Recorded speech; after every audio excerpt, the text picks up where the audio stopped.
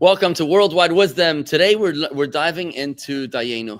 We're learning about Passover. Now, Passover is an interesting time because it's a festival of our freedom. It's a time of our redemption.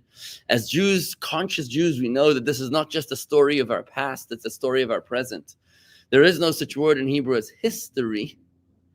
You cannot say history in Hebrew because we don't believe in a story relevant only to someone else in the ancient past. It's not his story, it's my story.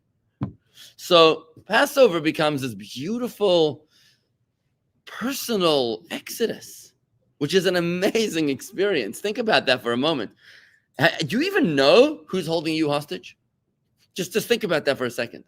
Do you even know who your Pharaoh is? Or are you suffering from such a grave case of Stockholm Syndrome that you cannot even tell your oppressor? You can't even identify your oppressor. You know, if you were taken to the lineup, you know, the lineup where they show you who the potential perpetrators were, would you be able to identify your oppressor? Think about that. Are you a victim of trauma? Are you a victim of, I don't know, addiction? Who knows? Who knows what you could be a victim of? There's like countless pharaohs out there. Trump derangement syndrome. Yeah. You could be a victim of insecurity. You could be a victim of insecurity. You could be living a life where your parents maybe never gave you a compliment. And you could be 67, 77 years old and still unsure of yourself, still not knowing whether you're good enough, still not sure if you're worthy, and still reliant on the compliments of others. You could be living a life where nothing you do is authentic because everything you do is depending upon the approval of others. And such a person, what a tragedy. What a tragedy of a life for a person to live a life pending the approval of others. This is somehow a rite of passage when it comes to American politics because it's supposed to be that you're supposed to run your campaign based on the polls, right? Based on the polls. I remember they asked once a prominent president of the United States, they said, how do you feel about the low polling numbers? And I think he said, if I'm not mistaken, or maybe he should have said, I can't remember. But the point was that a leader is supposed to take the people where they need to go, not to where they want to go, right? So can you imagine a president who's leading from, it depends on his polls. It's a president leading from behind. Whatever the people want, that's what we're going to do today. Imagine everything that you do is based upon what. Obviously, it's a very fine line between that and a dictatorship. I'm not going into that whole problem. But when it comes to your personal life, if you're living your life based upon your own values, or if you're a chameleon that is constantly changing your values based upon where you are and in whose presence you stand, what kind of life is that? So this is the story of our personal exodus. Passover is the most magnificent Jewish holiday. I don't know if any other religion or group has such an experience where for 8 days they go through a digital detox, a spiritual detox, a food detox. We're literally changing our diets. We're changing our pace. We're changing our conversation. You know what the word Pesach means? The word Pesach. What does Pesach mean? Order. No, that's Seder means order. Is that a wild guess? Where'd you get that one? I'm joking. You still get Google. The word Pesach means a speaking mouth. I'm sorry, it means what? A speaking mouth. Peh is a mouth. Sach means talking. Because the way to freedom is narrative therapy, folks. Narrative therapy is the way to freedom. You know what trauma is? Interesting definition I came across recently. Trauma is unprocessed emotion. Trauma is unprocessed emotion, which means if, let's say, I don't know, a father was very aggressive to a child, or if a mother was emotionally absent towards a child, and the child got accustomed to being ignored, or to being mocked, or ridiculed, or shamed, or beaten, without having the capacity to process that emotion, then it becomes trapped in his cells, in his somatic existence. And now what happens is that when he comes across such circumstances later in life, the person becomes triggered. And the question is, how are you going to deal with that? So if you go to a good therapist and the therapist allows you to talk about it and to process that emotion, and there's different kinds of therapies out there and whatever, but if you talk about it, then that's one of the most proven methods to finding your way to peace, to inner peace. And that's what we're doing on Pesach. It's exactly what we're doing on Pesach. So when we look at the words of the Haggadah, what does the word Haggadah mean? Telling. Haggadah means telling. Because the mitzvah of Passover night is all about talking. It's all about talking. There's several mitzvahs that you have to do on the night of Passover. Obviously, you have to avoid the chametz. You have to eat the matzah. You have to drink the 4 cups of wine. But one of the main mitzvahs is the telling of the story. Not their story, but your story. Can you imagine what an exciting Seder it becomes? When you shift the gear, and instead of talking about an ancient people in a faraway land that you've never been to before, wearing clothing that you can't relate to. Imagine if this year's Pesach Seder, you looked at your grandchildren, the teenagers, or the millennials, and you look at them and you say, folks, okay, which Egypt are you in? Let me tell you about my Egypt. Imagine granddad sits down with his children, and tells them, let me tell you about my Egypt. I want to tell you a story about a Jew who was lost in the desert for 40 years. And then I somehow have come to a place of spiritual freedom. And you can tell them about your relationship with the shul, with the Chabad, with the rabbi, with Torah, with prayer, and maybe how you started off ambivalent or indifferent or apathetic and maybe fearful or anxious regarding your faith. And then maybe you could tell the story about how you found your way into the promised land. It took 40 years for Moses to bring the people. It's okay for you to tell your story. And then you can say, hey, but I'm not done. Because every year we celebrate Passover, and whatever was last year's freedom is this year's Egypt, right? Because you got to constantly keep on climbing. But so when we look into the words of the Haggadah, instead of looking at them as an unnecessary, or maybe a necessary nuisance, instead of looking at the words of the Haggadah as a necessary nuisance, we should be looking at the words of the Haggadah as the very template to set us free. That's how we're supposed to be looking at the Haggadah, right? We're supposed to be looking at it not as something which you're supposed to race through in order to get to the brisket, but rather this is the experience. This is the way out of Egypt. So take your time, man. And remember, proper preparation prevents poor performance. Remember that if you take your time to read through the Haggadah beforehand, to prepare it, take notes, take a little pencil or a notepad and write your notes and say, okay, when I reach this page, I'm going to share this story. And when I reach that page, I'm going to ask this question. And I'm going to provoke this conversation. And I'm going to lead it in that direction. You know what's going to happen? Your Seder attendees might actually say, I can't believe I'm saying this, but I'm actually enjoying the Seder. Never happened to me in the history of Seders. But I can't believe it. Now, if your attendees, I'm going to say something which might be a little radical. Forgive me if it is. Rob? If your attendees are not enjoying the Seder, then you are doing it wrong. And it's your fault. Because chances are that you're probably the leader of the Seder. You, your wife together.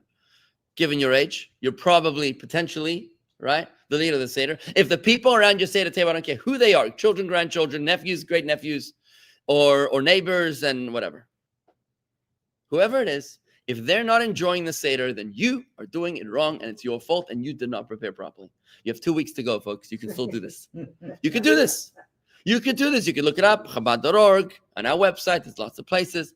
You can engage. You can watch a lot of videos here at youtube.com/Jewish Gardens on Passover. We've spoken about this many times. And you can ask the right questions, the proper questions, right? You can even ask just one question, just one quick question here. What is the you can use the hostages in Gaza as like a real jarring metaphor to say, who do we need to set free now? And you could talk about your own soul being trapped within your body. Your godly soul is a piece of God. It's stuffed into a body of a physical being. It's like an angel stuffed into a sack. Imagine a cat stuffed into a sack. Chassidus uses that analogy to describe the frustration of the soul. The soul is a piece of God. It's stuffed into a physical body, and now they're supposed to get along with each other. The cat is not happy in the sack.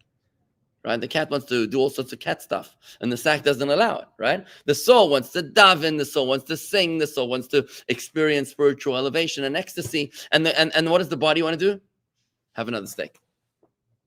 What does the body want to do? It wants to sleep. And the soul is like, seriously? This is a situation of a hostage. You can ask another question. What is the world? What is the nations of the world? What are they Pharaoh?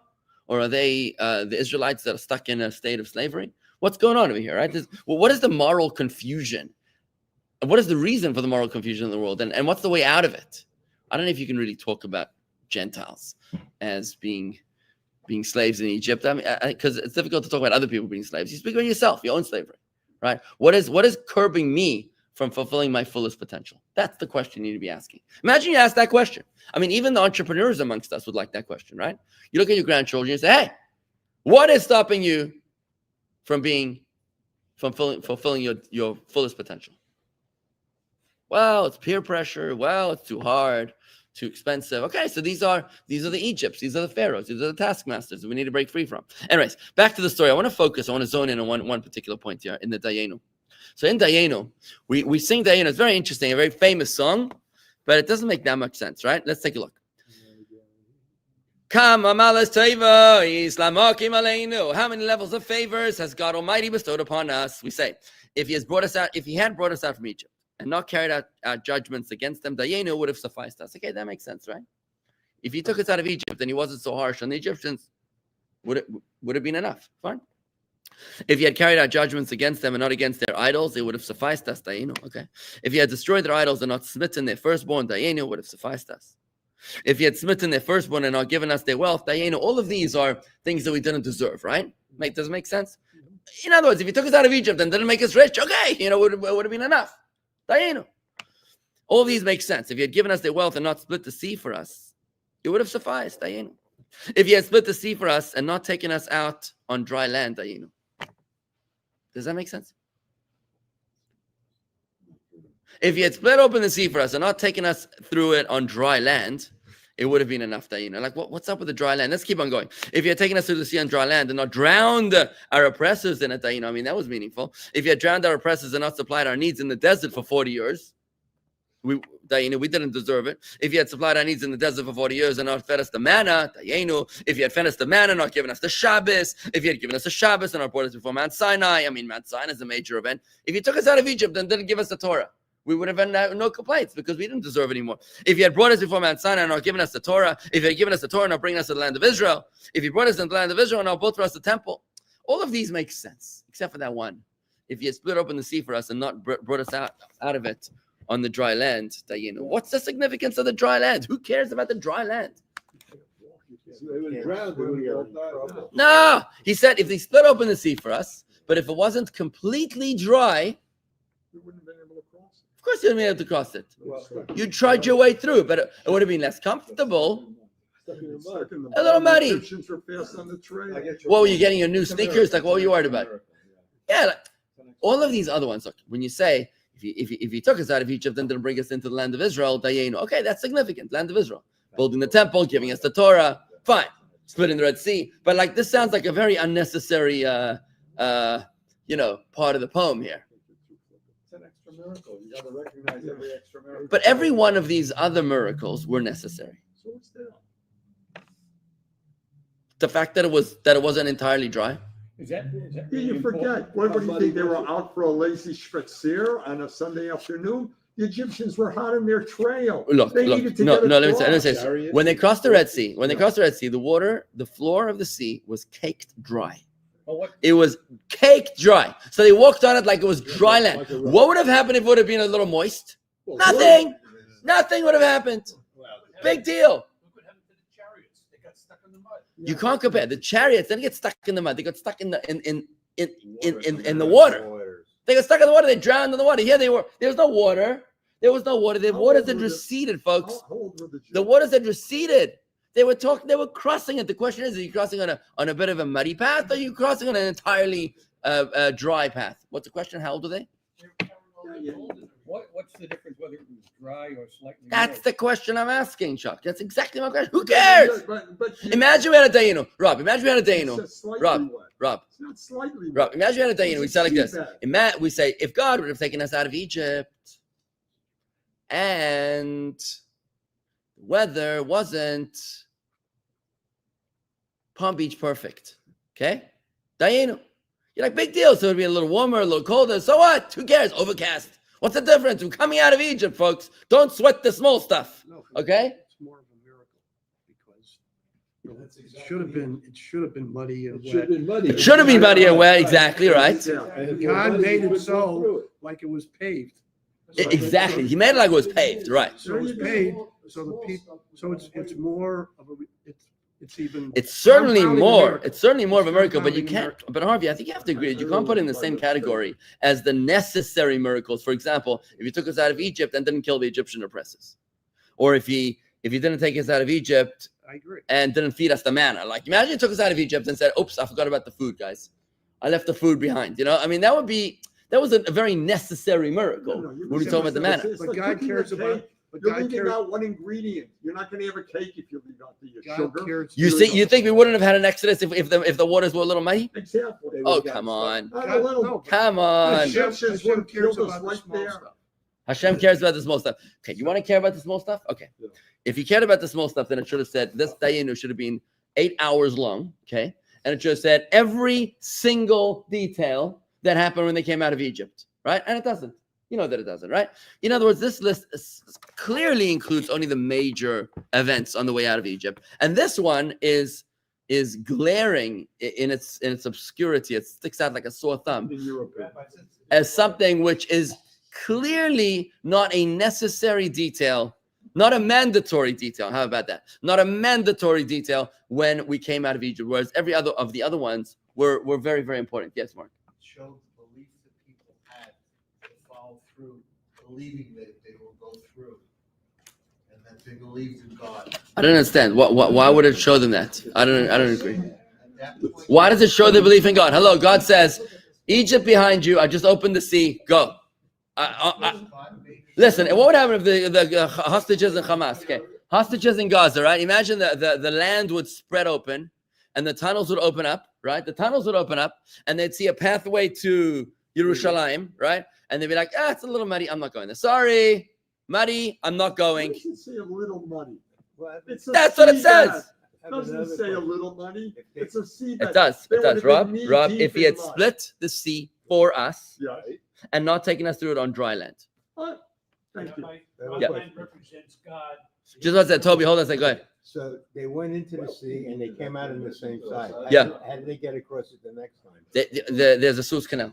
They went over the Suez Canal part, which is where the canal. I have to go to Steve. the- Steve, what were you saying? So I said, this is why Jews study the Torah forever. Noah? It's a little nuance. Okay, fine. Here's the way. All right, guys. So here's an answer. Here's the Rebbe's answer, Let's, folks. I was gonna say, let's get to Okay. the Rebbe. shh. Here's the Rebbe's answer. The Rebbe explains that the whole significance, like Toby just pointed out, the crossing of the Red Sea was not a necessary exit from Egypt in general. They did a semicircle on the crossing of the Red Sea, which means they came out of exactly the same side that they came in. Thank you, Vicky. I appreciate your kind words. From Western Australia, David. So they came out on exactly the same side, which means that the exit of the Red Sea wasn't really necessary for their journey to the Promised Land. They went in and went out in the same exact side. So why did they really cross the Red Sea? The Rebbe explains a very, very beautiful concept, which parallels the Rebbe's worldview, that every single detail is a message from God. Every single detail. Everything. Not only the annoying details of your life, every detail of your life is a message from God. When God sends you water, muddy, dry, all of that is a message from God. What's the difference between dry land and underwater? What's the difference between that which is covered by water and that which isn't covered by water? That which is covered is inconspicuous, and that which is not covered is conspicuous, right? Which means when you look at an ocean or a river or a lake, you can't see anything below. Whatever's beneath is concealed. That represents confusion. that represents a lack of clarity. All you see is the water surface, but you don't have any idea what's going on beneath. It's confusing. It's like you don't know what's going on.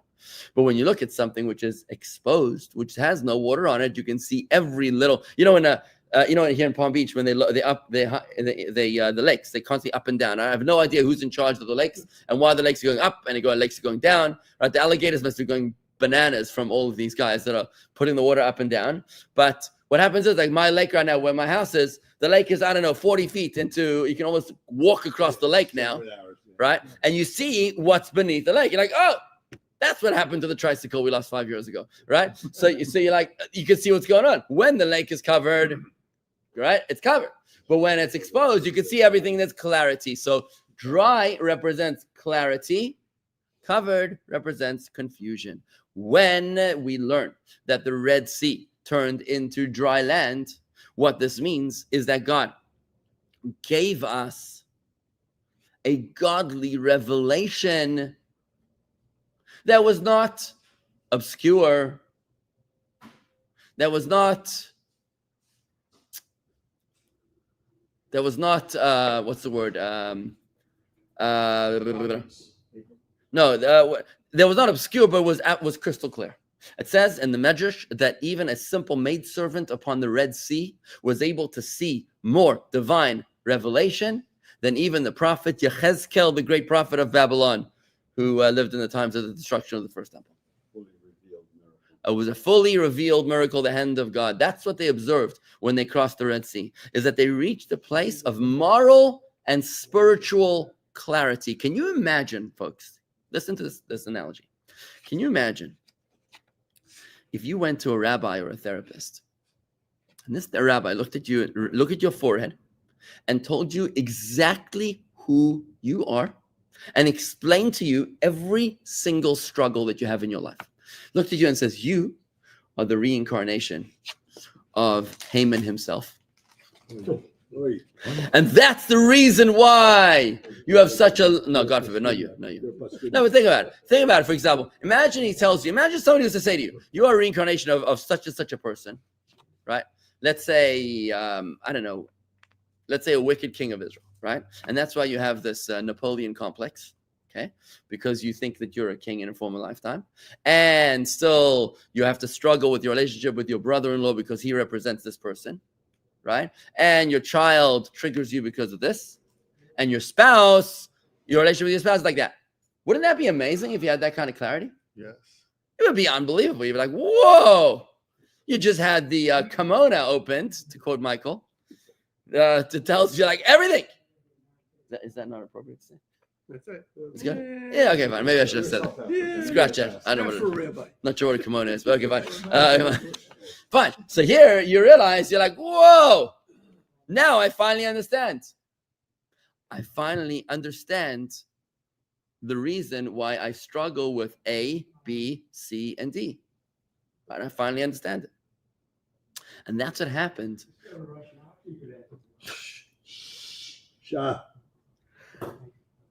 That's what happened when the Jewish people crossed the Red Sea.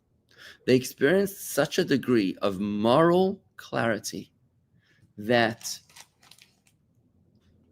of spiritual awareness, that wasn't just muddied. It wasn't just muddied. Because what happens when you walk through the dry land, but it's ankle deep in water? What happens? Can you see what's down there? The answer is no. You can see a lot more what's down there. You can see a tricycle, but you can't see a toothbrush, right? So you can't see what's really going on down there. The fact that it was absolutely caked dry, that teaches us that the kind of awareness and consciousness and clarity that we received was crystal clear. And it's that we're thanking God for, because that indeed was a very critical component of the exodus from Egypt. It wasn't just enough to get our bodies out of slavery. It was critical to get our souls, our consciousness out of slavery as well. Yes. So, but that moral and spiritual clarity was momentary, right? Correct. Because It endured only as long as they were in the sea. Right, it was Then the water's covered over. If you read what happens after they get to the other side, Correct. and they reject God and other things, So it was just a momentary clarity. Okay, so let's talk about this a second. So what was the purpose of the momentary clarity? The purpose of the momentary clarity is that when you experience that kind of consciousness, you're never going to be the same person again. There's a certain kind of therapy. I shouldn't talk to you about it. There's a certain kind of therapy out there. It's called, well, when you process trauma, okay? When you process trauma with a therapist or a rabbi, and you talk about your unprocessed emotions, and then you process it, the moment that you come to clarity about why your dad was so mean or why your mom was so absent, the moment you come to that clarity, even though you're not thinking about that all the time, you know what happens? You've experienced a validation within that you always will now fall back onto it, even on a subliminal, subconscious level. You're no longer troubled and triggered by that behavior. It's fascinating how the therapist will tell you that you don't need to do homework. There's no homework necessary because it's the clarity that you've already come to, which is now serving as your new foundation. So when you reach that momentary clarity, that awareness, it's kind of like in your marriage, when you can experience moments of true romance, of true intimacy. I'm talking about emotional intimacy with a spouse, right? Even though 20 hours or 23 and a half hours of the day, you're not engaged in that degree of emotional intimacy, because you've experienced that half an hour a day or half an hour a week or maybe half an hour a month. What it does is that it serves as a foundation to the rudder that directs the entire relationship for the rest of the month. You see what I'm saying? You were going to ask a question? No? Yes. The Dayenu, which you started with, is that what the moral? Still on the Dayenu. Is that what the moral clarity is all about, Dayenu? It's exactly what I'm talking about. I'm saying that what we're thanking God for is not only the redemption of our bodies, but also for the redemption of our souls. Is that we're acknowledging that the exodus from Egypt is not just about getting our souls free from Egypt. It's getting our Egypt free from our souls. You know, it's one thing to get the hostages out of Gaza, but how the heck are we going to get Gaza out of the hostages? Think about that for a second.